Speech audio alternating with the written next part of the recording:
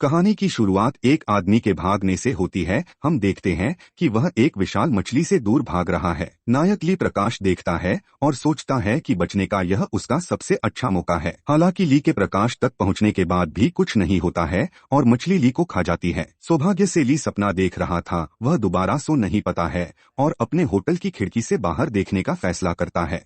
भारी बारिश में एक कार रुकती है और हम देखते हैं कि वह ली की कार है। ली बाहर निकलता है, ड्राइवर हाथ में छाता लेकर ली को फॉलो करता है। ली के लिए जीवन बहुत सरल है।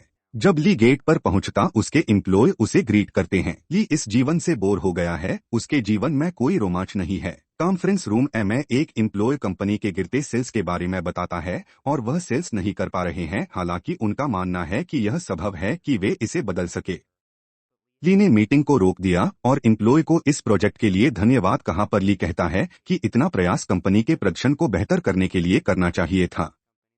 ली अपनी कुर्सी से उठकर बाहर की ओर जाने लगता है और कहता है, ऐसे कई लोग हैं जो कड़ी मेहनत करने के अवसर की प्रतीक्षा कर रहे हैं, इसलिए यदि वे अपनी नौकरी रखना चाहते हैं तो उन्हें और अधिक मेहनत करनी होगी। ली कंपनी से बाहर निकल जाता है और ड्राइवर से कहता है उसे अगले अपॉइंटमेंट की जगह ले चलो। ली सोच ही रहा होता है, तभी उसकी पत्नी का मैसेज आता है कि तुम घर आओगे अपनी बेटी के जन्मदिन के लिए। ली जवाब देता है कि वह आज रात घर नहीं आ पाएगा। ली सोचता है कि वह सीईओ होने की कीमत चुका रहा है और वह डॉक्यूमेंट को चेक करने लगता है और ड्राइवर से पूछता है कई आसपास खिलौनों की दुकान है। ली को एहसास होता है कि उसकी बेटी के लिए आज का दिन कितना जरूरी है। वह पूरी कोशिश करेगा कि घर जा सके। ड्राइवर बताता है कि पास में ही डिपार्टमेंटल स्टोर है। इससे पहले ली कुछ बोल पाता, ली की कार को कोई ठोक देता है, उसका सामान गिर जाता है। ऐसा प्रतीत होता है जैसे यह कोई दुर्घटना नहीं है। तभी दो लोग ली के कार के पास आते हैं और ली को उसके कार से निकालकर अपने साथ ले जाते हैं। वे ली को एक आदमी के पास ले जाते हैं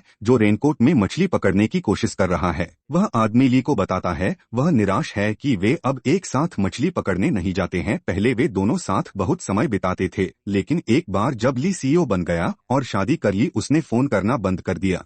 ली समझ गया कि वह किस स्थिति में है और अपने पुराने दोस्त चेयरमैन काक से पूछता है कि वह ऐसा क्यों कर रहा है। काक कहता है कि यहाँ क्यों है। ली जानता है कि उसके वजह से एक रखेल का बच्चा शेनवा ग्रुप का सीईओ बन पाया। काक डरता है कि ली उससे सब कुछ छीन लेगा। ली काक के बारे में बहुत कुछ जानता है और वह टाइम बॉम्ब की तरह है। ली नीचे देखता है और कहता है कि पछताएगा जो वह करने जा रहा है। काक ली की और मुस्कुराहट के साथ मुड़ता है और कहता है वह ली को याद रखेगा। तभी ली के पीछे खड़ा हुआ आदमी बेसबॉल के बल्ले से ली के सर में मारता है। ली बेहोश हो जाता। बेहोशी की हालत में ली देखता है काक को कोई फर्क नहीं पड़ता, जैसे यह काक के लिए आम बात हो।